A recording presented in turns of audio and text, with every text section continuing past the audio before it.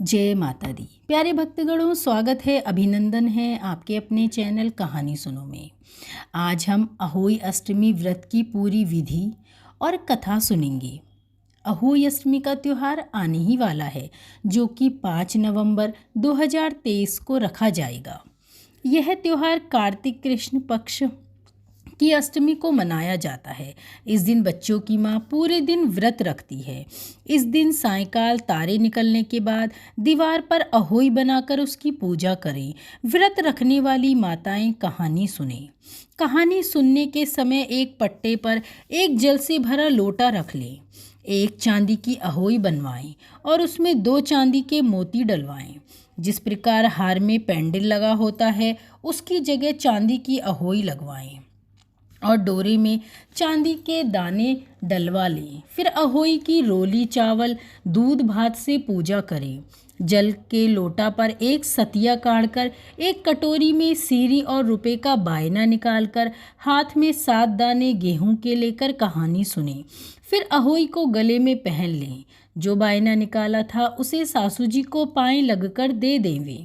दिवाली के बाद किसी अच्छे दिन अहोई गले में से उतार कर जितने बेटा हों उतनी बार और जितने बेटों का विवाह हुआ हो उतनी बार 2 चांदी के दाने उस अहोई में डालती जाएं। जब अहोई उतारें उसका गुड़ से भोग लगाकर और जल के छींटे देकर रख दें। चंद्रमा को अर्घ्य देकर भोजन करें। इस दिन ब्राह्मणों को पेठा दान में अवश्य देना चाहिए। यह व्रत छोटे बच्चों के कल्याण के लिए किया जाता है। अहोई देवी के चित्र के साथ साथ सेही के बच्चों के चित्र भी बनवाएं और पूजा करें। अहोई अष्टमी की व्रत की कथा बहुत पुराने समय की बात है। भारतवर्ष में दतिया नामक नगर में चंद्रभान नाम का एक साहूकार रहता था। उसकी पत्नी का नाम चंद्रिका था। वह बहुत ही गुणवान, रूपवान, चरित्रवान और पवित्र थी। उसके कई पुत्र और पुत्रियां हुई, परंतु वे सभी छोटी उम्र में यमलोक को चले गए। संतान के इस प्रकार मर जाने से वे दोनों बहुत दुखी रहते थे। वे पति पत्नी ने मन में सोचा कि हमारे मरने के बाद इस वैभव का अधिकारी कौन होगा। एक दिन दोनों ने निश्चय किया कि सब धन दौलत को त्याग कर जंगल में निवास किया जाए। ऐसा निश्चय कर दूसरे ही दिन दोनों सब घर आदि भगवान भरोसे छोड़कर जंगल को चल दिए। चलते चलते जब दोनों थक जाते हैं तब बैठ गए और फिर चलने लगे। इस प्रकार वे दोनों बद्रिका आश्रम के समीप एक शीतल कुंड के पास पहुँचे। वहां पहुंचकर दोनों मरने का निश्चय करके अन्न जल त्याग कर बैठ गए।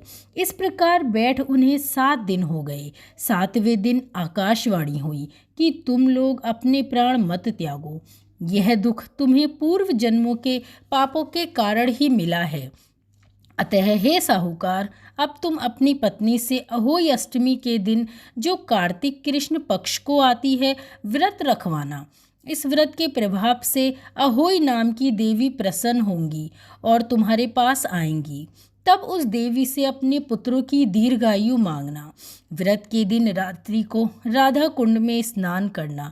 कार्तिक पक्ष की अष्टमी आने पर चंद्रिका ने बड़ी श्रद्धा से अहोई देवी का व्रत धारण किया और रात्रि को साहूकार राधा कुंड में स्नान करने गया। साहूकार जब स्नान करके घर लौट रहा था तो रास्ते में अहोई देवी ने उसे दर्शन दिया और बोली, साहूकार, मैं तुमसे बहुत खुश हूँ। तुम मुझसे कुछ भी मांग सकते हो। साहूकार अहोई देवी के दर्शन कर बहुत प्रसन्न हुआ और कहा, हे माता रानी, मेरे बच्चे कम उम्र में ही देवलोक को चले जाते हैं, अतः माँ उनकी दीर्घायु होने का आशीर्वाद दीजिए। अहोई देवी ने कहा, ऐसा ही होगा। इतना कहकर अहोई देवी अंतर्ध्यान हो गईं। कुछ दिन बाद साहूकार के एक पुत्र पैदा हुआ, जो बड़ा होने पर विद्वान, बलशाली, प्रतापी तथा आयुष्मान हुआ। यदि किसी स्त्री के बेटा हुआ हो या बेटे का विवाह हुआ हो तो अहोई व्रत की समाप्ति का उत्सव करें। एक थाली में 7 जगह 4 पूड़ी और थोड़ा थोड़ा सीरा रखें। इसके अलावा 1 साड़ी और 1 ब्लाउज 1 रुपया के साथ थाली में रखकर और थाली के चारों ओर हाथ फेर कर अपनी सासू जी को साड़ी और ब्लाउज अपने पास रख ले, सीरा पूड़ी का बायना बांट दे। यदि लड़की कहीं अन्य जगह पर हो तो उसके लिए वायना वहीं भेज देना चाहिए।